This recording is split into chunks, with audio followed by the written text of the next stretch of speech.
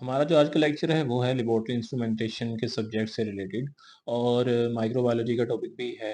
तो लैब में commonly use होने वाले एक इंस्ट्रूमेंट का आज हम जिक्र करने जा रहे हैं, वो है हमारे पास ऑटोक्लेव।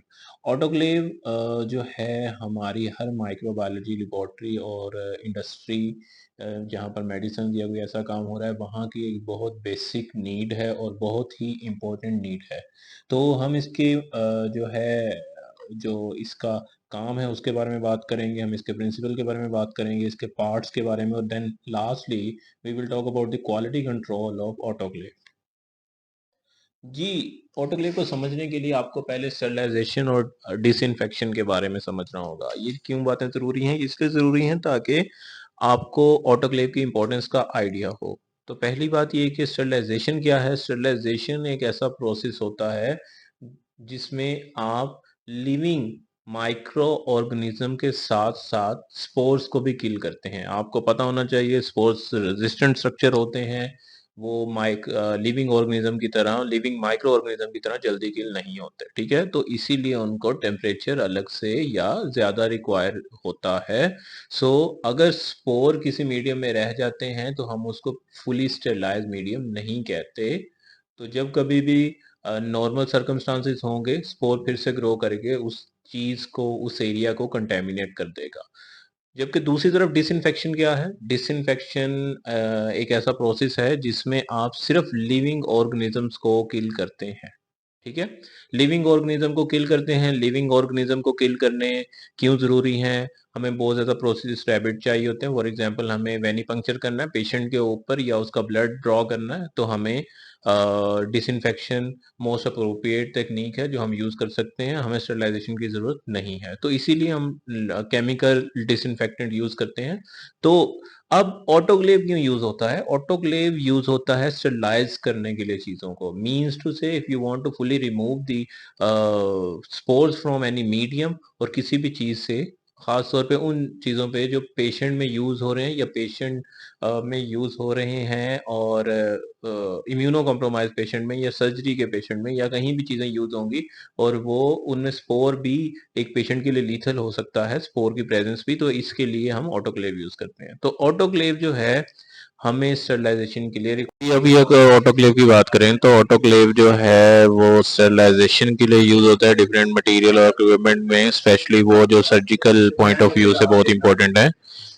ऐसे इम्यूनो कॉम्प्रोमाइज पेशेंट जिनके अंदर एक स्पोर भी जो है वो ज़्यादा खतरनाक हो सकता है, and you know surgical patients immuno compromise ही होते हैं, तो उनमें इक्विपमेंट को प्रॉपर्ली स्टरलाइज होना चाहिए, तो उसके लिए यूज़ किया जाता है। और उसके बाद अगर बात करें कि क्या स्पोर यूजुअल टेम्परेचर पे स्टरलाइज हो जाते हैं, ऐसा नहीं है। टेम्परेचर 121 डिग्री सेंटीग्रेड तक अचीव करना पड़ता है, जो कि ऑटोक्लेव का काम है। तो लिहाजा फिर कोई भी इक्विपमेंट हो, लिविंग मटेरियल हो, लिक्विड मटेरियल हो, कोई भी ऐसी चीज़ हो, तो वो इससे स्टरलाइज हो जाता है। उसमें स्पोर्स की भी किलिंग हो जाती है, तो लिहाजा स्पोर किलिंग इज नेसेसरी, तो इसलिए ऑटोक्लेव यूज़ करते हैं। अब आप इस डायग्राम के अंदर डिफरेंट पार्ट्स देखें जी। एक ऑटोक्लेव जो होता है वो कुछ इसी तरह से बना होता है। एक स्टैंड होता है। स्टैंड इसलिए होता है कि एक तो सपोर्ट दी जा सके, इसके अंदर टेम्परेचर ज़्यादा होगा, प्रेशर बिल्ड होगा, तो आप इसको डायरेक्टली ज़मीन पर रखने की बजाय इसको एक स्टेबल सरफेस पर प्रोवाइड करते हैं जिस पर ये रहेगा और स्टेबल स्टैंड के साथ। देन आप अगर आप देखें कि इसके सेंट्रल पोर्शन में आपको मेटेलिक बास्केट नज़र आ रही है। यस, ये मेटेलिक बास्केट होती है अंदर की तरफ, जिसमें आप कोई भी मीडिया, कल्चर मीडियाज़, कोई भी लिक्विड, कोई भी इंस्ट्रूमेंट रखते हैं जो कि स्टरलाइज़ करना है। फिर अगर आप बात करें इसके कल्चर जैकेट से बाहर, आपको स्टेनलेस स्टील नज़र आ रही है, एक वॉल नज़र आ रही है। यस, एक ये वॉल या आउटर कवरिंग होती है जो कि जिसमें करंट नहीं आता, ठीक है? जो कि आप को करंट से बचाती है, ठीक है? अंदर और फर्दर ये कि वहाँ पर हीट भी इतनी ज़्यादा नहीं होती जितनी ज़्यादा बास्केट या मेटेलिक बास्केट के अंदर होती है। सो ये एक आउटर कवरिंग है, एक इनर कवरिंग है। उसके बाद अगर बात करें तो दो ऑटोक्लेव दोनों तरह से चल सकता है। कुछ होते हैं जो गैस से कनेक्टेड भी होते हैं और कुछ जो हैं वो सिर्फ इलेक्ट्रिक होते हैं या इलेक्ट्रिक से कनेक्टेड भी होते हैं। तो आप दोनों तरह से यूज़ कर सकते हैं। इनमें एक एलिमेंट होता है इलेक्ट्रिक का, जो कि इलेक्ट्रिक सप्लाई आप देख सकते हैं, वो हीट अप होता है तो वाटर, वो वाटर को गर्म करता है। तो वाटर जब गर्म होता जाता है तो आप ऊपर देख सकते हैं उसकी लिड। अगर आप इसकी लिड देखें तो लिड के ऊपर आपको प्रेशर गेज मिलेगा और उसके ऊपर प्रेशर वॉल मिलेगा और साथ ही साथ सेफ्टी वॉल मिलेगा। तो ये 2-3 चीज़ें होती हैं। गेज, प्रेशर गेज जो है वो आपको प्रेशर बताता है। प्रेशर वॉल्व आपको प्रेशर कंट्रोल करना बताता है कि आपको प्रेशर कितना रखना है और कितना रिलीज करना है। और सेफ्टी वॉल जो है वो आपको ये बताता है कि अगर ऑटोमेटिक प्रेशर ज़्यादा हो रहा है तो वो प्रेशर इमरजेंसी की सूरत में एक्स्ट्रा प्रेशर को रिलीज कर देता है। ठीक है। और उसके बाद अगर बात करें कि स्क्रू काम क्या होते हैं जी, ये जब आप लीड ऊपर प्लेस करते हैं तो जो स्क्रूज होते हैं उनको टाइट कर दिया जाता है ताकि लीड और लीड स्क्रूज की वजह से अच्छी तरह टाइट हो जाए और अल्टीमेटली जब प्रेशर बहुत ज़्यादा बिल्ड हो तो लिड ओपन ना हो। तो इसकी सबसे बड़ी वजह यही है। तो इस पूरे प्रोसेस में आपके पास डिफरेंट पार्ट्स नजर आ रहे हैं। कुछ ऑटोक्लेव्स के अंदर टेम्परेचर गेज भी कनेक्टेड होता है, थर्मामीटर भी कनेक्टेड होता है, वो आपको टेम्परेचर से भी बताता रहता है। ये एक मैनुअल है जो कि बेसिक पार्ट सब में होते हैं। अगर आजकल की बात करें तो बहुत सारे automatic autoclaves are available in market. वो ऑटोक्लेव क्या करते हैं कि उनके अंदर प्रेशर ऑटोमेटिकली बिल्ड होता है, सेंस होता है, रिलीज होता है और टाइम और ईच एंड एवरीथिंग वो एक ऑलरेडी सेट होती है। तो उसका काम सिर्फ ये होता है कि आपको चीज़ें प्लेस करनी है जिनको स्टरलाइज करना है उसमें और उसको कनेक्ट कर देना है इलेक्ट्रिसिटी से अल्टीमेटली और वाटर लेवल चेक कर लेना है। तो अल्टीमेटली वो आपको खुद ब खुद सारा प्रोसेस कंप्लीट करके बता देता है कि आप कब ऑटोक्लेव को ओपन कर सकते हैं। लेकिन उनमें भी ये सब चीज़ें अंदर ही कहीं ना कहीं। नेक्स्ट इंपॉर्टेंट थिंग इज कि ऑटोक्लेव क्या एक ही तरह का होता है? जी नहीं, ऑटोक्लेव बहुत सारी तरह के हैं। जैसे कि सिंपल लेबोरेटरी ऑटोक्लेव जो हम यूज़ करते हैं ये बहुत सिंपल लेबोरेटरी ऑटोक्लेव है। हमने चीज़ें प्लेस की, इलेक्ट्रिसिटी से कनेक्ट किया एंड देन मेजर किया, देखा और उसने या तो खुद बंद कर दिया या आप अगर आप मैनुअल यूज़ कर रहे हैं तो उसने इजीली उसको बंद कर दिया। ठीक है। ट्रांसपोर्टेबल बेंच टॉप ऑटोक्लेव होते हैं, बहुत सारे ऐसे भी होते हैं जो आपको ज़मीन पर प्लेस नहीं करने हैं, बहुत ज़्यादा लार्ज नहीं है, बहुत ज़्यादा हैवी नहीं है, वो आपको बेंच टॉप पर रख सकते हैं किसी भी जगह पर और इजीली एक जगह से दूसरी जगह आप ले जा भी सकते हैं। लार्ज सिंपल ऑटोक्लेव, बहुत सारे इंडस्ट्री में यूज़ होने वाले ऑटोक्लेव लार्ज भी होते हैं जो कि एक्चुअली यूज़ किए जाते हैं बिगर पर्पस के लिए। अगर आप मटेरियल बहुत ज़्यादा है, इंस्ट्रूमेंट बहुत ज़्यादा है तो ऐसी चीज़ों के लिए लार्ज सिंपल ऑटोक्लेव होते हैं। डाउनवर्ड डिस्प्लेसमेंट लेबोरेटरी ऑटोक्लेव ये भी इसी तरह से लेबोरेटरी ऑटोक्लेव हैं, लेकिन इसमें क्या होता है कि जो फ्लो है वो स्टीम का और जो हीटेड वाटर है उसका अलग से फ्लो, और ये थोड़ा सा एडवांस है, सिंपल नहीं है। तो लिहाजा इसमें उसका एक पाथवे होता है टूवर्ड डाउनवर्ड कि जिससे वो रिलीज हो जाता है। फिर आता है मीडिया प्रोपोगेटर्स। वही बात है कि कुछ ऐसे ऑटोक्लेव भी हैं जो मीडिया को प्रोपागेट कर रहे हैं। फिर मल्टीपर्पज लेबोरेटरी ऑटोक्लेव, बहुत सारे ऑटोक्लेव ऐसे हैं जो मल्टीपर्पज हैं, यानी कि उनमें मल्टीपल चीजें एक टाइम पे आप एक टाइम पे नहीं बार बार आप उसमें यूज कर सकते हैं टू स्टरलाइज।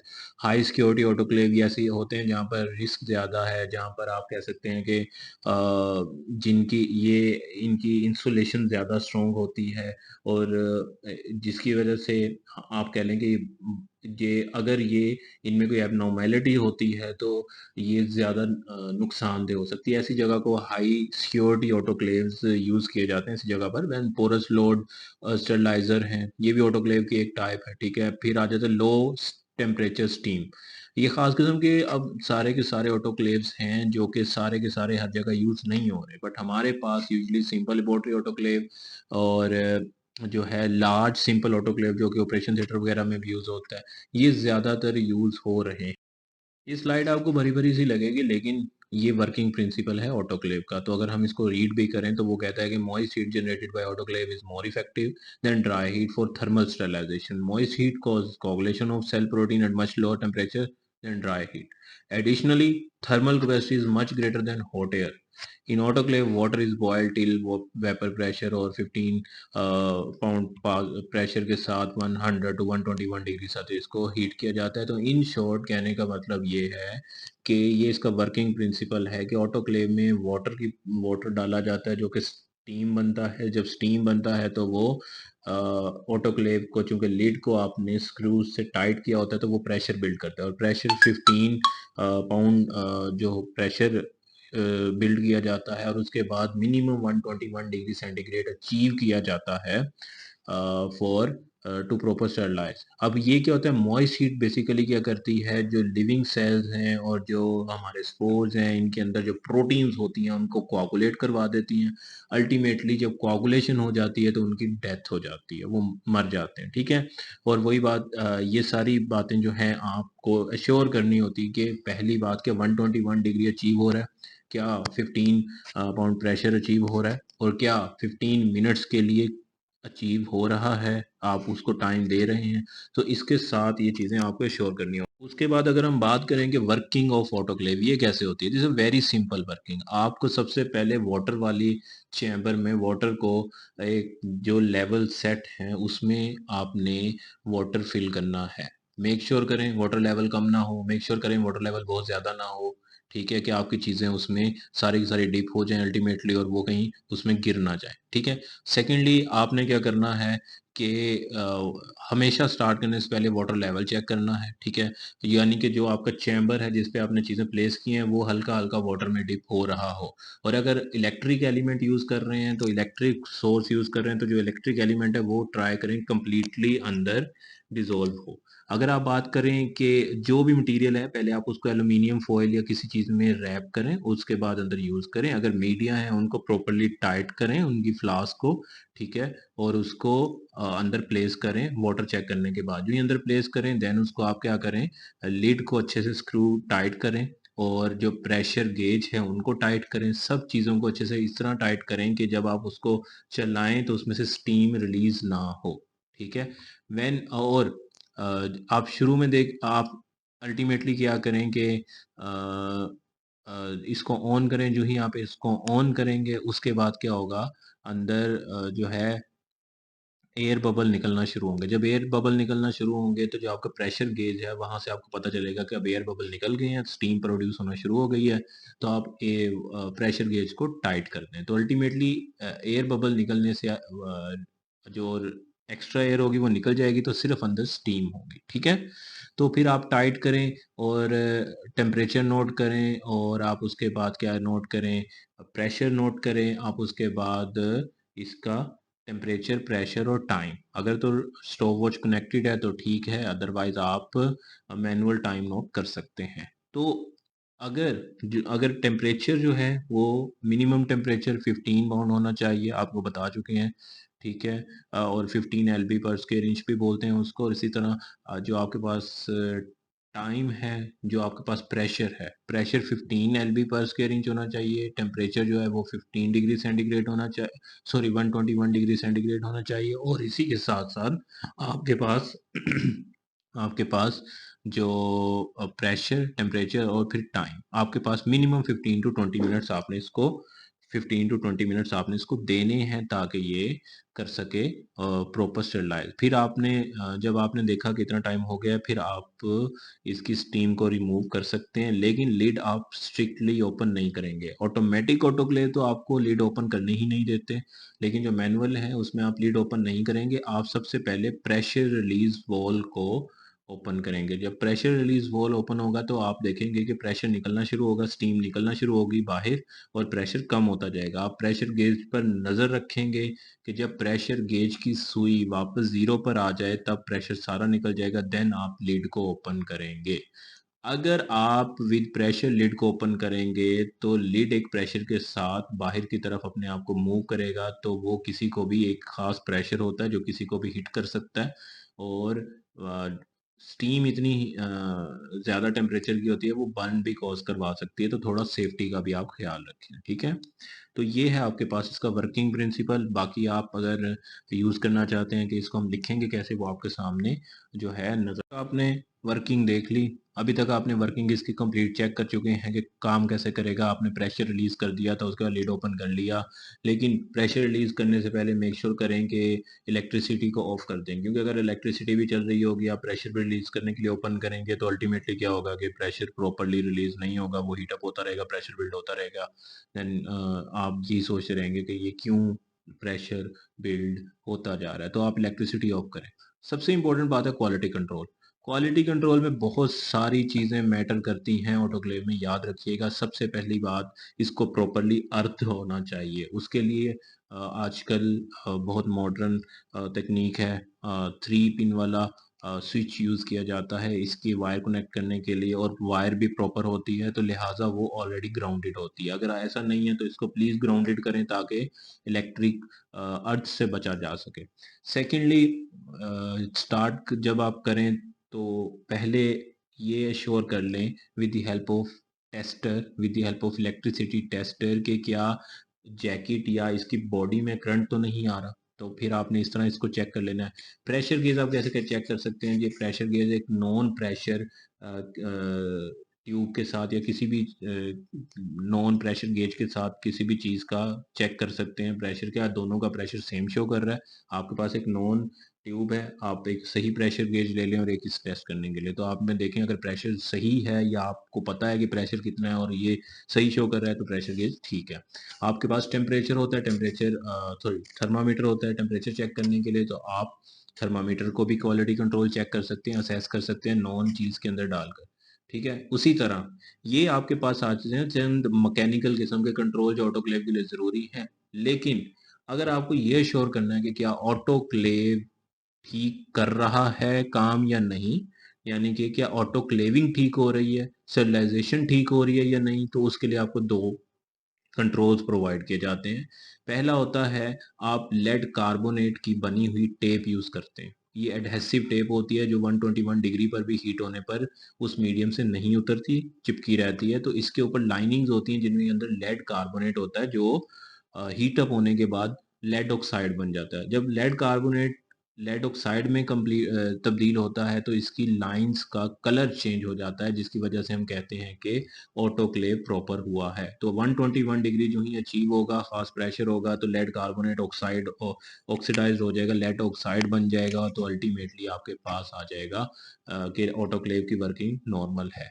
बट एक बायोलॉजिकल कंट्रोल भी है विच इज़ वेरी इंपॉर्टेंट। आपको बायोलॉजिकल कंट्रोल याद रखना है, बहुत सारी जगहों पर आपसे टेस्ट में भी पूछा जाएगा आपको कंट्रोल के। आप जब लेबोरेटरी में अपने ऑटोक्लेव चलाएंगे तब भी आपने ये याद रखना है कि बायोलॉजिकल कंट्रोल भी यूज़ होते हैं। बायोलॉजिकल कंट्रोल में जब भी आप मेंशन करेंगे, क्या मेंशन करेंगे? Spores of geobacillus stearothermophilus. ये बैसिलस स्टीरियोथर्मोफिलस था, इसका मॉडर्न नेम जियोबैसिलस स्टीरियोथर्मोफिलस है। तो स्पोर्स ऑफ जियोबैसिलस स्टीरियोथर्मोफिलस यूज करेंगे, आप लिविंग ऑर्गेनिज्म यूज नहीं करेंगे। तो स्पोर्स पैकेट्स में भी होते हैं, वायल्स में भी होते हैं। आप जस्ट जो भी जब भी ऑटोक्लेव करें उसके साथ एक वायल प्लेस कर दें, वायल भी निकालें, वायल को कल्चर कर दें। अगर तो ग्रोथ आ जाए वेरी नेक्स्ट डे तो इसका मतलब है स्पोर्स किल नहीं हुए, तो आपका ऑटोक्लेव सही काम नहीं कर रहा। अगर तो ग्रोथ ना आए कल्चर पे, आपने जो वॉयल निकाली, तो इसका मतलब है कि प्रॉपर्ली किल हो चुके हैं, तो लिहाजा आपका ऑटोक्लेव सही काम कर रहा है। तो ये सारी बातें थी ऑटोक्लेव से रिलेटेड। बहुत सारी बातें हो सकता है मिस हो गई हों और बहुत सारी बातें ऐसी हो सकती हैं जो कि आपको डिटेल आपको चाहिए हो, तो आप लोग पूछ सकते हैं कि कौन सी चीज़ें आपको इसके बारे में और रिक्वायर हैं। Thank you so much.